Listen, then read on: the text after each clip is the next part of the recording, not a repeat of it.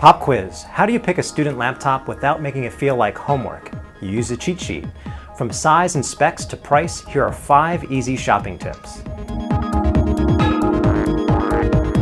The first thing you want to do when picking a student laptop is making sure that you get the right size. Now, just because 15-inch laptops are the most popular and cheapest doesn't mean it's the right pick for your student, because a lot of these weigh above 5 pounds and they're a little bit on the thick side. For high school students, definitely yes, because they're not really going to be moving it more from room to room. But the sweet spot for students, we think, is 13 to 14 inches because you get a pretty big screen and something that's nice and light and thin.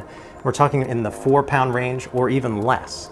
As you go down the size ladder, 11-inch laptops are nice if you want to take notes in class, but they're a little bit too small when you want to use them back at the dorm. And on the high-end side, you're going to see 17-inch laptops, which are almost too big to cart around. So if you're looking for the perfect size, go for 13 or 14-inch. The most complicated aspect of picking the right student laptop is figuring out what specs you need. So let's start with the CPU or processor. So if you're in the market for a student laptop, a Core i3 2nd gen processor will be fine, and you can get one for about $500. So that's pretty much all you need for multitasking and for playing high definition video. If you go for a 3rd generation Core processor, you'll be able to do things like play mainstream games like World of Warcraft. So what about memory or RAM? 4 gigs is fine, but if you can get 6 gigs for about the same cost, around that $500 mark, make sure you get it, because it'll give you a little bit of breathing room over the life of that 4-year system. Okay, so now let's turn our attention to the hard drive. 320 gigs is good, but 500 is better. And even better than that, if you're willing to spend more money, is a solid state drive, because it gives you the ultimate in terms of responsiveness. In between, you'll find some hard drives that have an SSD cache, which allow you to boot faster, as well as wake from sleep faster.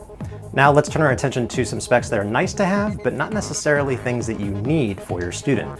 One of those things is discrete graphics, because Intel's integrated graphics are good enough to play mainstream games, but if you want to move up to the latest titles, you want to spring for something with NVIDIA GPU like this Acer that we have here, and that'll let you play all the latest 3D titles, as well as edit video a lot faster.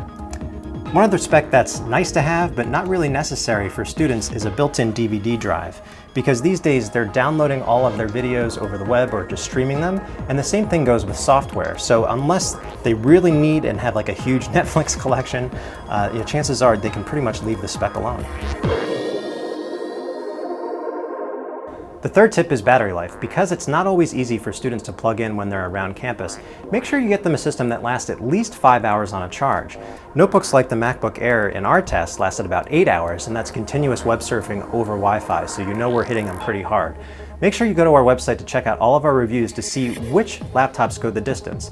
But you don't necessarily need to spend north of $1,000 to get long endurance. We've reviewed a lot of laptops, even in the $600 range, like the HP Envy 6, that lasts 6.5 hours on a charge, and that's just $599.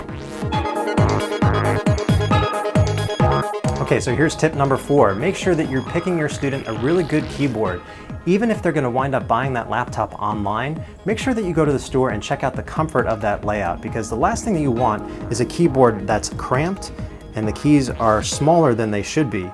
So not all laptops are created equal, not only in terms of size, but also comfort. Make sure that the keys offer plenty of travel so that you're going to get enough tactile feedback when you're typing, whether that's long reports or even short Facebook updates. The keyboard is king.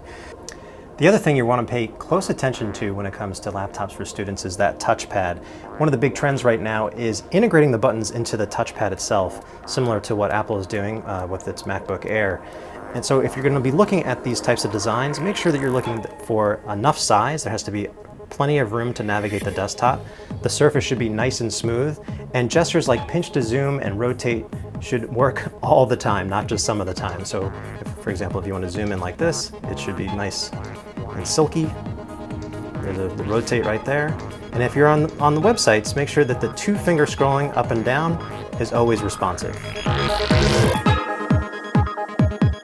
Our last tip focuses on price. I think a lot of parents would be pleasantly surprised about what they can get for the $500 mark, or even less. This Sony E11, for example, comes with a dual-core AMD processor, 4 gigs of RAM, and a 500 gig hard drive for about the $450 mark. So that's really good for something that's so portable and pretty powerful for the size. And in the same $500 ballpark, you can get a 15-inch notebook with a 3rd gen or 2nd gen Core i3 processor, 6 gigs of RAM, and a 500 gig hard drive. So that's really good specs for the money. As you step up the price ladder, let's say to the $700 to $800 range, you're going to find more premium designs, so aluminum on the deck as well as on the top, and also more premium specs on the inside. This particular Acer Timeline M5 comes with a Core i5 processor, so faster than the Core i3, NVIDIA graphics, and an SSD on the inside that complements the 500 gig hard drive that allows you to wake from sleep faster as well as boot faster. As you get above the $1,000 threshold, you'll find premium Ultrabooks as well as the Apple MacBook Air and all of their MacBook systems. And also, if your student is a gamer, you can find something like the Samsung Series 7 Gamer for the $1,500 range or so. And what you're going to be getting for your price is a lot of horsepower and also really cool features like a backlit keyboard. And inside a beast like this, you're going to find a quad-core Core i7 processor, 16 gigs of RAM, and dual 750 gig hard drives, so they're not going to be wanting for power even after those 4 years are up.